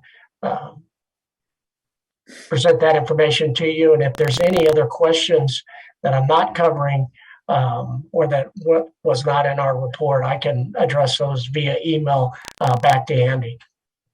And that's all I have, Andy. I'm sorry. No, don't be sorry, Mike. Thank you. Let me know next time, or somebody know. We'll give you some more time before you have to catch your flight. But all the best in Louisiana. Really appreciate your participation. Thank you. All right. Thank you all. Have a great day. Thank you very much. Sir, next on the agenda, we have JT Steele, and I just want to take a couple of seconds to talk about my interaction with Camo, because just like the commission, CSAC has had issues during the pandemic, so has some of our delegated entities that I've witnessed. And I got on the phone with JT because Camo had a really rough patch, as we did, and I got on the phone with him, and he actually came up to San Francisco with me, and we went to the event, and we worked with the officials and talked with them and different things. And it was a very big improvement from the first time I saw Camo out and when I had to get on the phone with him. So appreciate JT taking the effort to come up to San Francisco. JT? Yeah, thanks, Andy. It was great working that show with Andy up in San Francisco. We've really been trying to focus on repetitions and training. That's kind of been a big focus of ours. We had a really long time off. We lost a lot of inspectors and officials during COVID, but things are going well. We've got a lot of new inspectors, a lot of new officials that we're training up that I think are going to be great prospects for CSAC soon. And can't agree with Andy more. We're very appreciative of the camaraderie that we have with Andy and Mark Relier. One of the things that we've been kind of talking about is focusing on training, especially our officials up north, is combining training efforts. I think that's going to be really helpful. Mark Relier already reached out and has invited our inspectors to join them in their trainings. We've done 2 trainings over the last couple months, but I think training together will create some cohesive protocols that'll make our officials even better when they get to your end. Kind of give you an update. It's been really busy. We've done 22 events in the last quarter, which for the end of the year is really quite a lot. So we're real happy with that. That's one of the special things I think we have in California is we have events. So we have the ability to train people faster because they can get so many repetitions. If you're an official in another state, you might, we did 22 events in a quarter. You might not even see 22 events in an entire year. So we have a lot of opportunities to work and improve, and appreciate CSAC and your support. Thanks, JT. Good to see you. Appreciate your efforts. Look forward to seeing you in person as well. Okay, Andy. Okay, Mr. Chairman, IKF, Steve Fossum's unable to join us today, but he had sent a note about it. But IKF has had, you have the report there, but they've had 7 events since they reported last time. I've been to, I believe one of those. Yeah, I went to one of those events. Really, you can tell their matchmaking is really good because of the number of decisions they're getting from the kickboxing. Obviously, there shouldn't be a lot of knockouts in amateur kickboxing, and there's not a lot of knockouts in amateur kickboxing. If you have any questions or anything, you can contact me, or you can ask now, or anything like that. USFL, sir, that's John Frank. I don't see John on here, but in any case, John Frank, the United States Fight League, has had 3 events since the last meeting, but only 2 of those events were in California. One of them was in Tennessee, and they didn't have any injuries to report since the last event. So that's the delegated entities report, sir. Looks like we're getting back in business. Sounds good. Yes, sir. Sir, now this is Patricia. If we can go to the screen that shows that Chairman Carvelli asked for this agenda item to be put on to talk about how COVID has impacted the commission. I have a question before you go to that. Sure. Andy, yes, sir. On the entity stuff, Andy, it came across. Somebody sent me some stuff on an event in Texas. The try with Jack Rampage and Shannon Briggs and the boxers versus the MMA fighters. Are you familiar with that? I'm very familiar, sir. Is that something that they've asked to California for us to support in California? And I don't know if all the commission, I don't know if all the other commissioners are aware. Well, Roy Engelbrecht's on the call, and I'm sure he's willing to talk a little bit about that, because he approached me about that about a month or two ago, in some respects, but not in totality. I did talk to Sean Whitlock. He's the head of boxing for that Triller Triad group, and he's presenting. He essentially asked if he could come to California, if they could come to California. And I said, listen, I watched it. And this is just, you're asking, I'm answering your question, sir. I watched it. And I told him he can present in writing a packet. I can show it to Chairman Carvelli and yourself, and the chair will decide if he wants to talk about it at the next commission meeting. I'll pass the information along. Fair enough. Thank you. Yes, sir.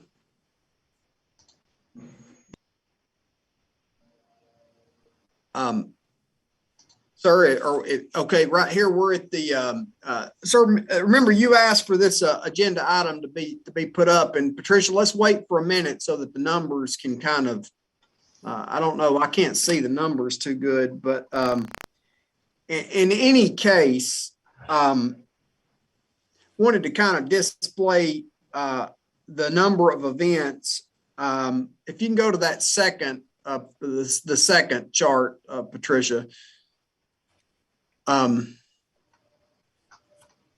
Okay, right here, sir. So in all of fiscal year 2021, the commission did 33 events, or 35 events, sorry, in 2021.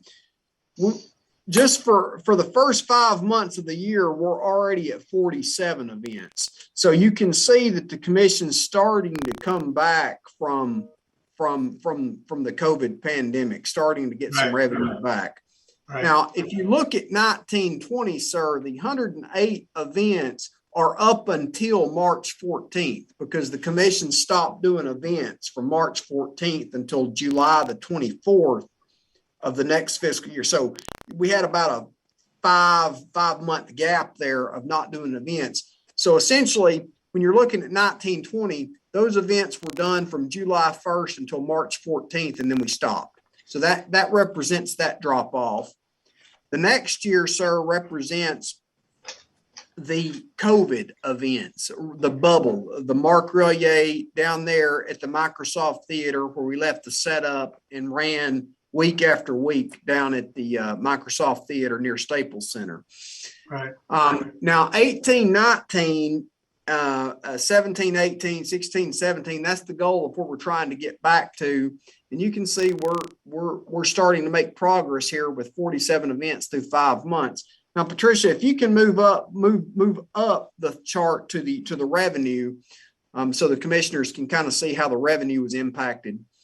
So if you look at 18, 19, you see $2.77 million of revenue.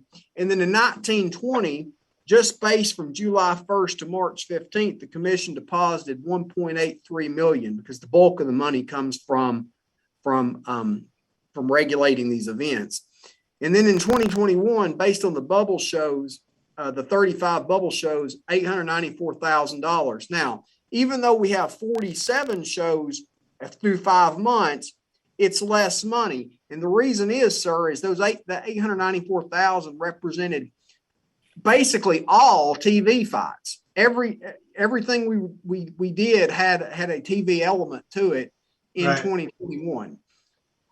So as we go through, but what's good about this is the $710,000 represents the return of the club shows, Roy Engelbrecht and Thompson Boxing back at the Doubletree and Dennis Warner back. So we're getting more shows back, and we have a nice schedule coming up. So I will be able to update the commissioners again in March on where we're at so far. Patricia, if you can go down to the bottom and look at the fund condition, the fund.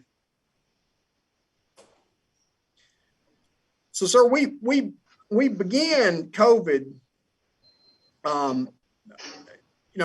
It went from the year before COVID, 18, 19, 1.7 million, almost 1.8 million in the commission's fund, and we dropped because COVID hit, and then we didn't have any revenue, and we still had staff in the office. When I moved the staff out, that significantly reduced the expenses, but we still run a deficit based on the way the budget allocations were. But I have now revised the revenue projections up, sir, from 1.1 million projection to 1.5, and based on that projection and based on my projection on the expenditures, we'll have a modest increase in the fund condition this year if things continue to go well. It's already increasing. Is that a real number? The projected 784? That's not a real number at this time, sir. The real number is the 734. That's what we actually have, a little bit more than that right now. But I do project, based on expenditures and projected revenues, it'll be about 784 at the end of this, maybe more. Got it. Looks good. This is all good news. Yeah. All good news. Does any commissioners have any questions on this? Patricia, if you can go up to the event schedule, and I just wanted to point out a few of the events to the commissioners just so that they would have it. Did you want to talk about it, business modernization at all with DCA? Yeah. Yes, sir. I do want to talk about that. Sophia and I met with Jason Piccioni. He's the head of the IT department at the Consumer Affairs, and he was very helpful. DCA has really they've came and met with us, and we're going to get our second license. It's our largest license type by a large margin on the website soon, so that an applicant could go on, put their information in, and pay with a credit card. And so that's good news, and the department's been very helpful in helping us with that. So just wanted to make you aware of that. Thank you. Okay. And then if you look at our event schedule, sir, I just wanted to point out, we have this Showtime pay-per-view this Sunday. If the commissioner can attend, that's Mark Royer will be down there, and I'll be attending. This is a nice event. It's Javante Davis and Isaac Cruz. And if we go down to the next page, Patricia, we also have the UFC on ESPN. It's a pay-per-view, and that's Gano versus Gon. And I would recommend that event to the commissioners if you can make that event. Of course, any of these events, all of them are great. You can come to any of them, but just wanted to point that out. But just wanted to make you aware, sir. We have 2 max events in the next, in December we have one, and in January we have one. And for the commissioners, because of the caps, a max event is when the commission maxes its revenue potential out on an event. That's $135,000 each. So you see the revenue at 710, you can add 135 twice to it, because I've already got the gate numbers from both this weekend and in January, and both events are over $3 million at the gate. And the commission stops collecting revenue on anything over $2 million at the gate. So just wanted to point that out.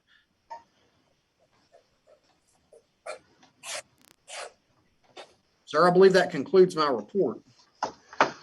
Any questions for Andy on all of that wonderful information, commissioners? Do any members of the public would like to comment on, not question, but comment on the executive officer's report? Tricia, let me know. I see no public hands raising. Roy's hand's not even up. Come on, Roy. I mean, I've been to a few of Roy's OC Fight Club events, and they're, as usual, they're so much fun. And last event, a great card, and just keep it going, Roy. We appreciate it. Appreciate all that good work, good effort, good entertainment, and good fighting. Okay. He must have not be feeling well or ate a bad egg or something if he's not talking. Okay. I'm waiting to public comment. Okay. Okay. Well, here we go. Public comment, item number 12. Public comment on items not on the agenda. And so raise your hand and you are welcome to address the commission. Tricia. So I've got two hands up. First one's going to be Cameron. Hello, good afternoon, ladies and gentlemen. Hope everyone had a wonderful Thanksgiving and got to spend some time with their friends and family and loved ones. I just wanted to take a moment to introduce myself. My name is Cameron Frizzell, and I am aspiring to be a professional boxing referee and judge.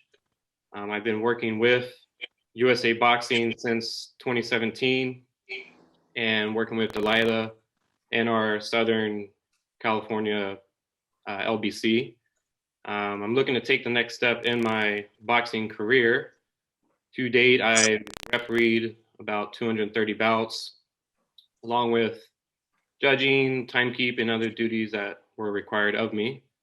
I've also been working with Tom Taylor for a few years now as well.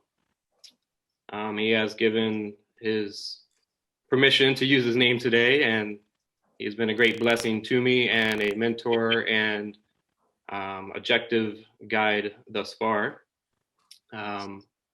Therefore, whenever there is an opening or a position available, I would love to be considered to be able to join you. In the meantime, I will be attending or plan on attending Jack Reese's Soul Arbiter course and continue to work with USA Boxing and Tom to try to further and perfect my craft. My credentials, resume, application are available upon your request at any time. Once again, my name is Cameron, and I just wanted to introduce myself, and I thank you for your time, and hopefully one day we can all meet in person and work together. So, my first time in the meeting, and it was very informative, so I appreciate everything you do and all the knowledge, so thank you. Thank you, Cameron. Thank you very much. It's a pleasure to meet you, and thank you for introducing yourself to us. Thank you. You please send your credentials to Andy, and I'm sure he'll make sure that you guys can work together. It'd be great. I really appreciate your introducing yourself. Look forward to seeing you. Please come say hi to us at any event. Appreciate okay, it. Tricia, who else? I'm sorry, Cameron. Well, what were you gonna say? Okay. Roy has his hand raised. All right. Thank you, Mr. Chairman. I don't want this to sound self-serving because it is no way, in any way, is it?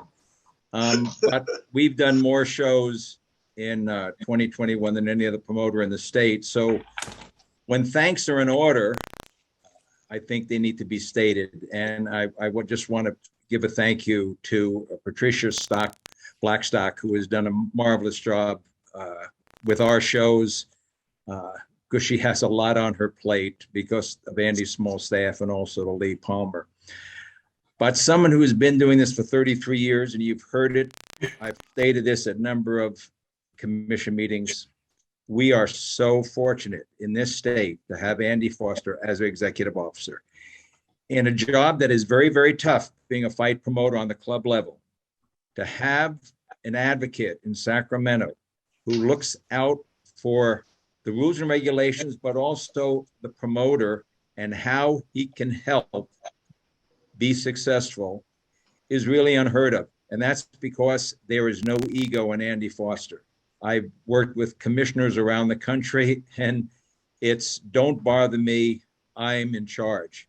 That is not even Andy's MO at all. And so to commissioners, you have a great executive officer. Andy, thank you very much. Hear, hear, Roy. Thank you. Thank you. Well done.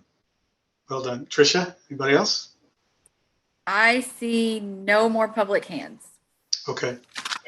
Okay, folks, at this point, we're going to go to agenda item number 13 and then 14, and we're going to do that in closed session, which means we have to discuss business that the public will not be a part of at this point in time. And so what do we need to do, Ken and Andy, to go to closed session?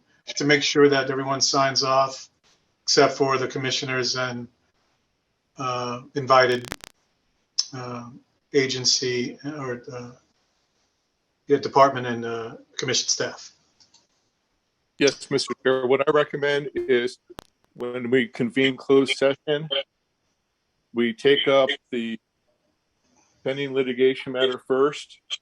And then once that's taken up, we can exclude everyone other than commission members for the executive officer review. And then with the unanimous consent of the commission, it would be possible just to adjourn the meeting after the conclusion of the closed session, because there will be nothing to report out. Okay. We will say so long and thank you for your participation and attendance to this hearing. For those of you who will not be commissioners and staff not involved in closed session.